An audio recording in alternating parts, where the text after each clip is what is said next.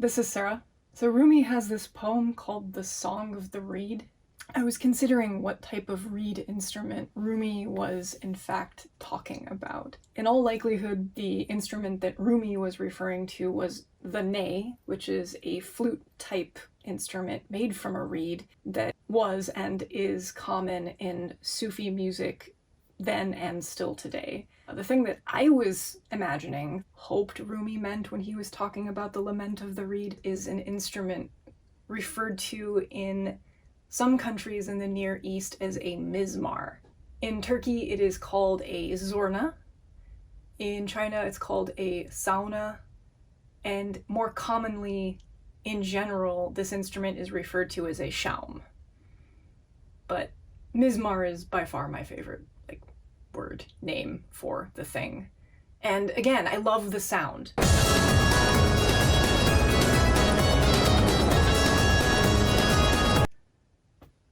It's the type of sound that when I hear it, it fills me with this impassioned sense of yes. All the hairs on the back of my neck stand up and it's like screaming.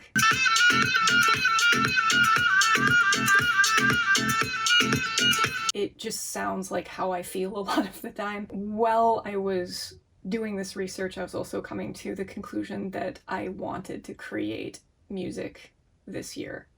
2024 is going to involve me attempting, at least, to play a musical instrument and produce something that feeds my soul in some way.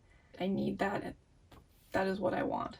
Instead of just flat out buying a shaum or zurna or mizmar, I decided that I would make my own because of course I am. The reed is the thing that makes the actual sound. The body just amplifies that sound and then modifies the tonal quality of the sound.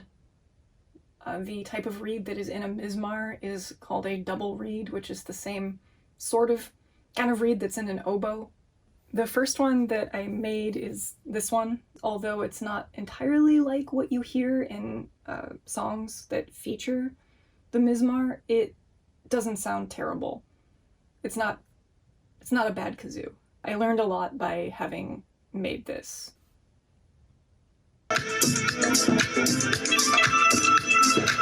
The thing that I'm going to assemble today is I printed this bell. I have two different mouthpieces because I've been making reeds out of two different types of straw, and I'll show how I do that. It sounds very kazoo-like, but hey, it's what I've got right now. So this thicker one is adapted for boba straw, and then this smaller mouthpiece is an adapter for just your common fountain soda 6mm straw. The mizmar bell is a little bit, it flares out more than the shaum, and I don't really know yet how this is going to affect the sound quality. We will see. And I did go ahead and make a body this weekend out of copper tube. Since the tolerances are already pretty tight, paper tape makes a really good, you can build this up very gradually so that you get a nice snug, tight fit. And this goes on this end. It's still loose, so I'll need another round of tape.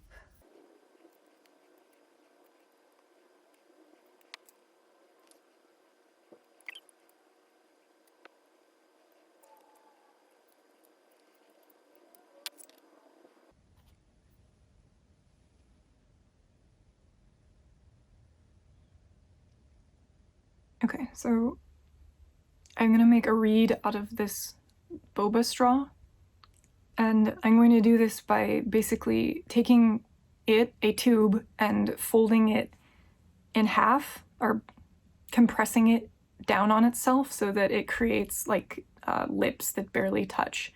And those lips are going to flap against each other and vibrate and create the sound that is going to be transferred through my mizmar body that I just assembled.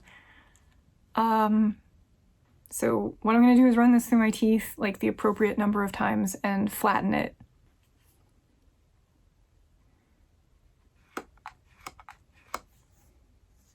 Or using your mouth as a tool to create a functioning thing. I like it.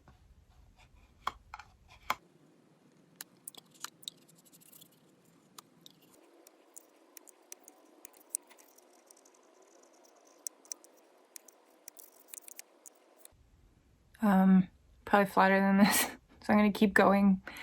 But once you get it so that the lips just barely touch, the next thing that you need to do is sand the very tip of the straw with sandpaper, which is really important. Like, you can't miss this step because it's the thinness of the tip that it vibrates delicately and creates the buzzing. So you want to give this as much freedom to do that as possible.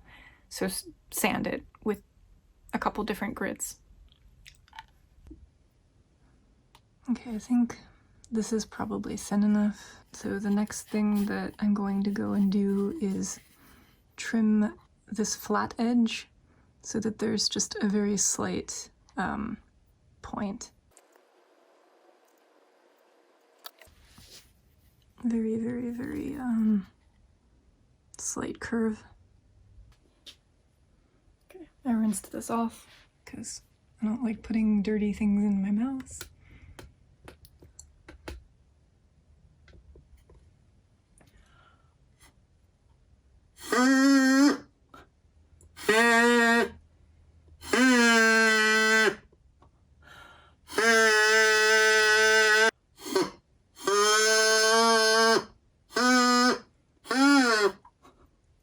Alright, I'm gonna cut this to length and then wrap it and chuck it into my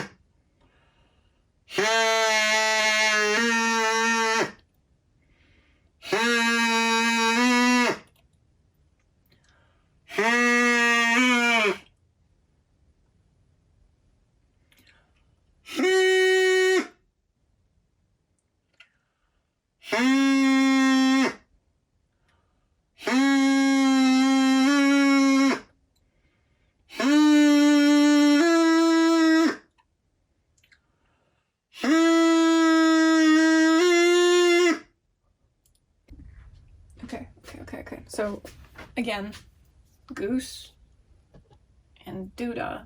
Goose has like a higher pitched, I don't know, the tone out of this thing is actually quite nice. It sounds good.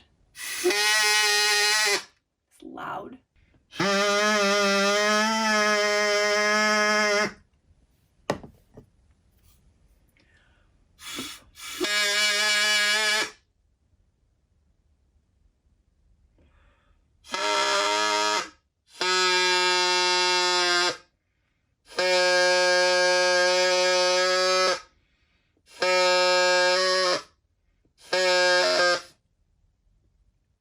The lesson.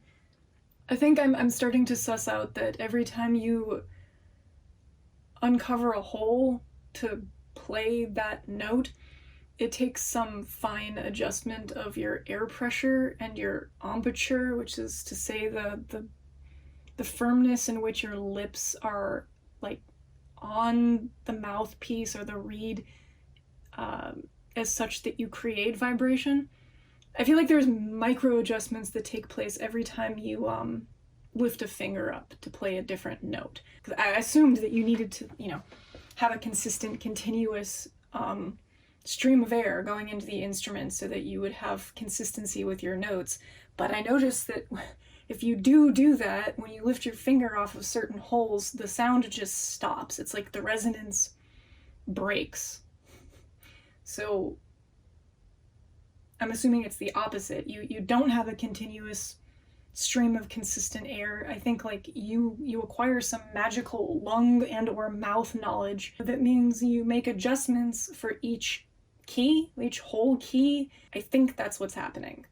I think that's what I learned today. Another spit again. I have questions and I have things that I can research now.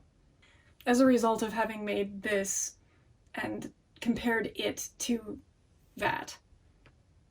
Yes, that's where I'm at on the adventures of tube instruments.